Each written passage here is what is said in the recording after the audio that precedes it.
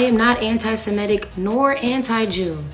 I am anti-genocide. I am anti the actions of the Israeli government. Okay, up next, we got to talk about another free speech story involving the Israel-Palestine conflict. What a gift that keeps on giving in terms of us consistent free speech defenders, because a anti-Israel and some would say anti-Semitic singer has had another concert canceled, this time under government pressure because of her beliefs. This story comes out of New York, and the New York Times reports that a Kehlani concert in Central Park is canceled after pressure from Mayor. The singer, a vocal critic of Israel, had been scheduled to perform in June as a part of Pride festivities. 2 weeks ago, Cornell dropped a plan to have her headline a concert. So this singer had already been canceled from a Cornell University concert because of her controversial anti-Israel, or some say anti-Semitic views, but now she's being canceled from a public event in a public space, specifically at the behest of the New York City government. The Times reports the nonprofit group behind the Summer Stage concerts has canceled a scheduled Central Park performance by the popular R&B singer Kehlani under pressure from the administration of Mayor Eric Adams. The move came on Monday after a top New York City official warned the group, the City Parks Foundation, that its license to stage the long-running concert series could be at risk if it did not promptly take steps to address security concerns raised by the planned show. Billed as Pride with Kehlani, the concert was to take place on June 26th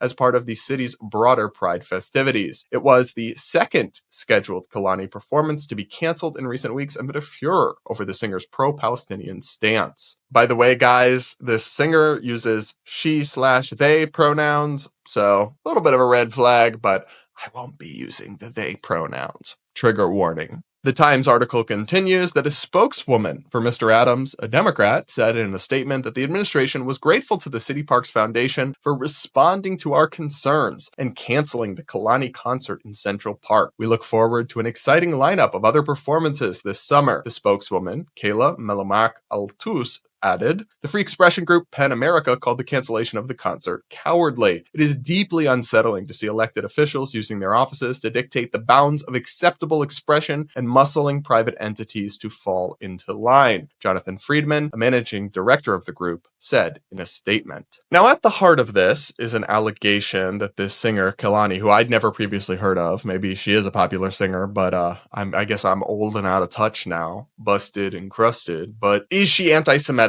Is she just anti-Israel? Is she just pro-Palestine? Is she anti-Zionist? Or is she like a Jew hater? I don't know enough to answer that question. She denies being anti-Semitic. Obviously, almost anyone would. Here's a video of her addressing this point. As I sit here and I'm working on my album, and I just so happen to be in the presence of my Jewish and Palestinian best friend and my Jewish engineer, I am being asked and called to clarify and make a statement yet again for the millionth time that I am not anti-Semitic nor anti-Jew.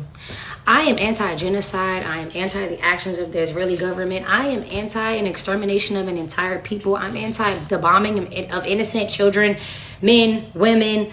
That's what I'm anti. But let's say, for the sake of argument, that her critics are correct and she is someone who could be fairly categorized as anti-Semitic. That actually doesn't matter to the broader question here, which is a basic matter of free speech principles. What's happened in this story is disturbing. No matter how you feel about the underlying issue, no matter how you feel about her take on it, it is not okay for government officials to use the power of their elected office to stifle and censor private institutions, pressure them to censor legal political speech that offends them. Doesn't matter if you think it's hateful, if it's hate speech, because listen, you could just as easily have a liberal mayor pressuring a local organization to shut down a public event for Matt Walsh or Ben Shapiro or somebody who's transphobic or hateful. That speech is protected by the First Amendment. And as reprehensible as genuine anti-Semitism is, speech that is offensive about Jewish people or that is considered anti-Semitic is free speech. And we do not want the government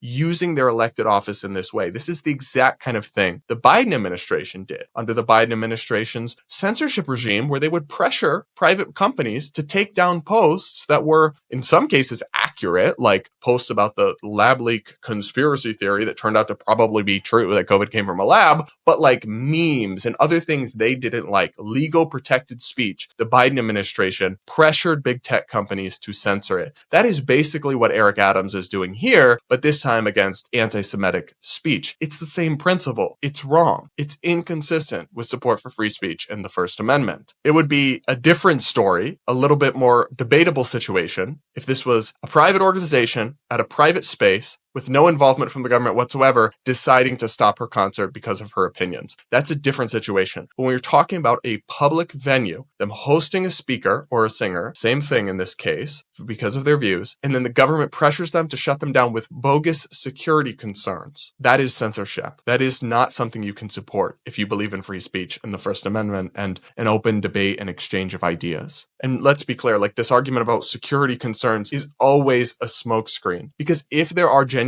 security concerns posed by her performance, the answer is to provide more police resources to make sure it can happen, not to cave to a heckler's veto. That's what it is. If you say, oh, well, we're not censoring you because of your opinion, there's just a lot of security concerns or there's a lot of threats, then what you're saying is that any speaker can be shut down if their opponents just get loud enough and get angry enough. That is completely inconsistent with freedom of expression. And I do really believe that there is quite a number of prominent free speech warriors on the right wing in America who built their brand around supporting dangerous ideas and open expression and free speech at all costs, who are conspicuously silent or even outright supportive of efforts to crack down on anti-Israel speech. I believe Israel has every right to exist. I believe it has every right to defend itself, but I also think free speech is a human right. The First Amendment is arguably one of the most important parts of our Constitution, and there is no Israel exception to it, as much as some right-wing commentators seem to believe otherwise. I found this tweet from Nico Perino of the Foundation for Individual Rights and Expression, which, disclaimer, I do a little bit of freelance work for. I found this tweet thread from him really, I think, spot on. He wrote, "Do we actually believe in free speech? Do we actually believe controversial speakers have a right to speak in America, free from government censorship? For the past decade, I stood along conservatives who loudly and justifiably protested when speakers like Ben Shapiro and Charles Murray were prevented from speaking on college campuses, often under the guise of vague appeals to safety. Will those same voices rise up now that the boot is on the other foot?